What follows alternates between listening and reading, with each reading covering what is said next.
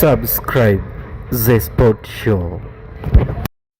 Klabu ya Simba imeweza kuibuka na ushindi wa mabao 3-0 dhidi ya Greenland ya pale Kagera, mchezo uliochezwa Meja Isamuhyo pale Mbweni. Lakini kuna habari na hadithi ya kusisimua kuhusiana na hii mechi, lakini pia kuhusiana na ushindi wa klabu ya Simba kuelekea mchezo wa dabi utakaochezwa tarehe 1 pale New Aman Zanzibar.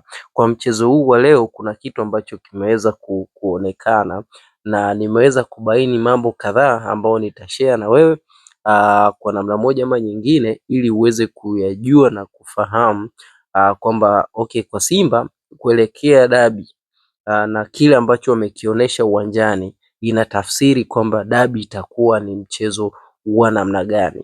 Kwa hiyo kabla tujaendelea, ni kuombe uweze kusubscribe YouTube channel yetu ili usipitwe na taarifa tunazokuwekea, lakini shukrani kwa wewe ambaye umekwisha subscribe na kuwa mwanafamilia wa The Sport Show.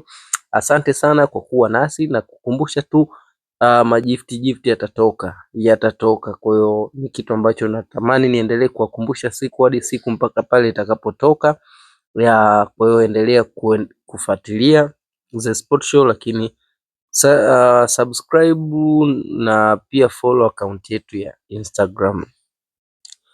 Klabu ya Simba chini ya Steve Barker inaonesha kwamba ina kitu ambacho inakitaka, kwa sababu Steve Barker kwa namna moja ama nyingine inaweza kumpa credit za kutosha, kwa sababu anajaribu kuitengeneza Simba kutoka kwenye pressure iliyokuwa nayo na kuja katika mfumo wa uwanjani. Kwa hiyo flow ya Simba unayoiona ina flow kutokana na mindset ya Steve Barker, kwa maana kwamba namna wanavyocheza ni kwamba ni tofauti na ilivyokuwa hapo nyuma. Steve Barker amejaribu kuisuka Simba ambayo ni ya kiushindani, na shukrani kwa wote walioweza kumwelewa kwa kuwaletea au kwa kusajili watu waliowahitaji ili kuweza kufanya nao kazi. Labda nikujuze jambo moja, klabu ya Simba kwa msimu huu ulivyoanza, ilianza kwa kusuasua, lakini good news ni kwamba sasa hivi Simba imekuwa ni ya moto. So kuelekea dabi ambayo itakayochezwa tarehe 1, naiona Simba ambayo inaenda kufanya vizuri zaidi, kutokana na kwamba sasa hivi kuna utulivu ndani ya uwanja, hakuna pressure kwa wachezaji, lakini pia hakuna pressure ambayo inawapush baadhi ya wachezaji kutokana na viwango vyao. Kila mmoja anaonesha kile ambacho anacho, lakini pia wanacheza kwa utulivu na kwa utimamu wa kimwili na kiakili. Na ukiangalia wanavyocheza, wana focus na kile ambacho kipo mbele yao. Credit kwa wachezaji wote kwa kuweza kuelewa mfumo wa mwalimu, lakini pia uwepo pia labda wa Matola pia unasaidia kumuongoza Steve Barker kwa ajili ya kuendana na mifumo na falsafa ya klabu ya Simba, kutokana na aina ya mpira wa klabu ya Simba, na hicho tu ndo kinachomfanya Suleiman Matola azidi kubakizwa. So nini tafsiri yake? Ni kwamba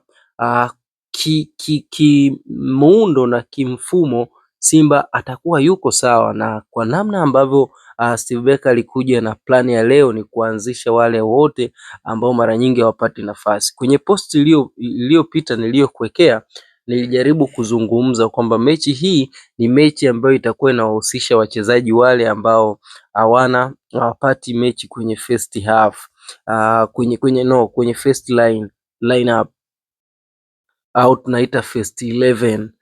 Lakini pia kwa wale ambao wanaanza kwenye first 11 walioanza kwenye mechi hii, ni kuweza kuwarudisha kwenye utimamu wa kimwili na kimchezo ambayo tunasema match fitness. Kwa mfano Eli Mpanzu aliyeanza ni kwa sababu ya match fitness. Inos Loemba aliyeanza ni kwa sababu ya match fitness, kwamba uwe na uwezo wa kuweza kucheza kwa dakika 90.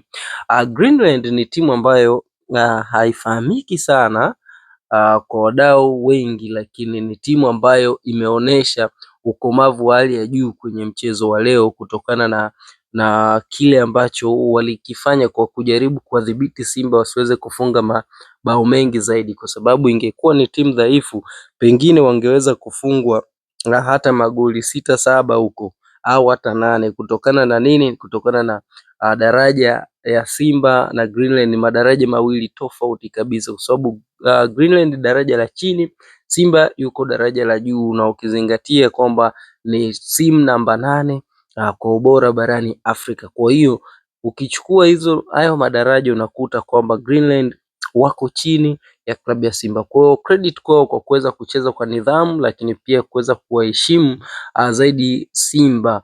Na kitu ambacho nilikipenda ni kwamba wameonyesha ukomavu kwa kucheza na kujaribu kuingia na kutafuta nafasi ya kuweza kushinda, lakini bahati haikuwa upande wao. So far so good, ni credit tunaipeleka kwa Mwangosi ambaye ameweza kufunga goli zuri zaidi. Ni goli la utulivu ambalo aliangalia na akajishangulia wapi pa kufunga na ikawa hivyo. Kwa usajili uliofanywa na klabu ya Simba pia dhidi ya Mwangosi ni mzuri, kwa maana kwamba atakuja kuisaidia klabu ya Simba. Lakini kingine ni shukrani kwa Innocent Loemba ambaye naye ameweza kuonesha kitu, ijapo hajawahi kutoka na ushindi, lakini kuna kitu ameweza kukionyesha. Kwa hiyo credit bado zinaenda kwa kocha Steve Barker kwa kujaribu kuwatengeneza wachezaji wote wawe kwenye match fitness, kwa sababu mechi ya watani wa jadi inayokuja huwa haitabiriki. Inaweza kawakuta wale ambao wanaaminiwa wakawa labda wana majeruhi, pengine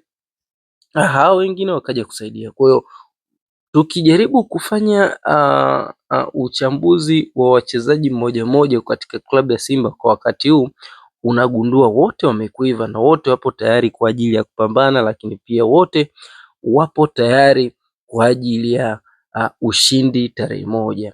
Nina imani mechi ya tarehe 1 inaweza kuwa mechi ngumu sana kwa klabu ya Yanga kuliko klabu ya Simba kwa sababu kuu mbili.